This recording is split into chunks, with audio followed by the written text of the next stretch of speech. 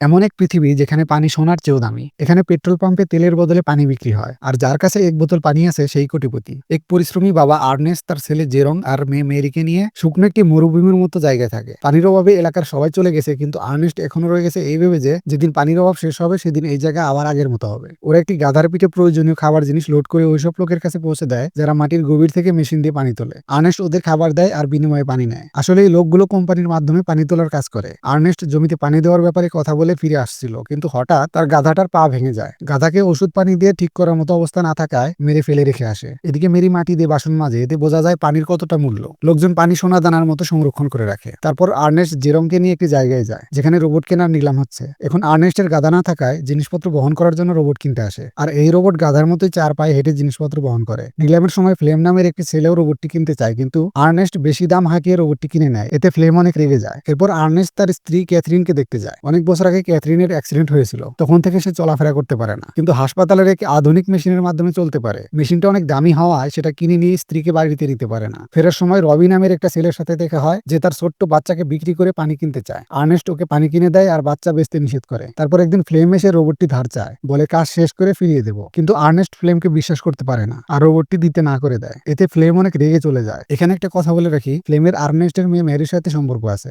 রোবটটি আর্নেস্টের গাধার পরিবর্তে ভালোই কাজ করছিল। ওরা পানির জন্য অনেক বড় একটি গর্ত করে, কিন্তু পানি না পাওয়ায় হতাশ হয়ে বাড়ি ফিরছিল। তখন রাস্তায় ফ্লেমকে যেতে দেখে বুঝতে পারে ও মেরির সাথে দেখা করে চলে যাচ্ছে। এমনকি মেরি রাতের বেলাও ফ্লেমের সাথে দেখা করতো। আর্নেস্ট মেরিকে অনেক বোঝায় ফ্লেম ভালো ছেলে নয়, কিন্তু মেরি কিছুতেই বাবার কথা শোনে না। তাই আর্নেস্ট বাধ্য হয়ে মেরিকে ঘরে বন্ধ করে রাখে। পরের দিন সকালে গ্যারেজে গিয়ে দেখে ওদের রোবটটি চুরি হয়ে গেছে। আর্নেস্ট ফ্লেমকে সন্দেহ করে, কারণ কয়েকদিন আগে ফ্লেমই রোবটটি চাইতে এসেছিল। আর্নেস্ট ফ্লেমের বাড়িতে গিয়ে ওর বাবার কাছ থেকে জানতে পারে ফ্লেম রোবটে জিনিসপত্র লোড করে পাহাড়ের দিকে গেছে। এখন আর্নেস্ট ফ্লেমকে খুঁজতে পাহাড়ের দিকে যায়, আর তখনই পিছন থেকে একটা লোক আর্নেস্টের মুখে ঘুষি মারে। চোখ খুলেই দেখে পানি তোলার শ্রমিকরা আর্নেস্টকে জানে মারতে চায়। ওরা বলে সব জিনিসপত্র চুরি করে ওকে রোবটের সাথে পালাতে দেখছে। শ্রমিকরা আর্নেস্টকে মারতে আসলে আর্নেস্ট বন্দুক দিয়ে ওদের ভয় দেখায় আর ওখান থেকে পালিয়ে যায়, আর ফ্লেমকে খুঁজতে থাকে। কিছুক্ষণ পরে ফ্লেমকে পেয়ে যায়। শ্রমিকদের সবকিছু ফ্লেমই চুরি করেছিল। ফ্লেম জিনিসগুলো বর্ডারের ওই পারে বেচে অনেক টাকা কামাতে চেয়েছিল। ওর স্বপ্ন যেভাবেই হোক এই এলাকার সব পানি আর জমি নিজের দখলে নেবে, কিন্তু আর্নেস্ট ওকে ধরে শ্রমিকদের কাছে নিয়ে যাচ্ছিল যেন নিজেকে নির্দোষ প্রমাণ করতে পারে। কিন্তু রাস্তায় পানি না থাকায় ওদের গলা শুকিয়ে যায় আর অবস্থা খারাপ হয়ে যায়। ফ্লেম বলে পানির বদলে মদ খেয়েও তো আমরা তৃষ্ণা মেটাতে পারি, আর এগুলো বেচে অনেক টাকাও কামাতে পারি। আর্নেস্ট মদ খেয়ে তৃষ্ণা মেটায়, কিন্তু জিনিসগুলো বেচতে চায় না। অনেক মদ খাওয়াতে আর্নেস্ট নিজেকে কন্ট্রোল করতে পারে না, আর এই সুযোগে ফ্লেম আর্নেস্টের মাথায় বড় একটি পাথর ছুঁড়ে মারে, আর এতে আর্নেস্ট ওই জায়গাতেই মরে যায়। ফ্লেম আর্নেস্টকে রোবটের সাথে বেঁধে পানি সাপ্লাইয়ের দিকে যাওয়ার কমান্ড দিয়ে দেয়, আর সে ফিরে এসে মেরিকে নিয়ে পালিয়ে যায়। সন্ধ্যা হয়ে যাচ্ছে, কিন্তু আর্নেস্ট ফিরে না আসায় জিরঙের সন্দেহ হয়, আর তাই সে তার বাবাকে খুঁজতে বের হয়। রাস্তায় মদের বোতল দেখে সেটা শ্রমিকদের কাছে নিয়ে যায়, আর ওখানে ওদের রোবটটিকেও দেখতে পায়।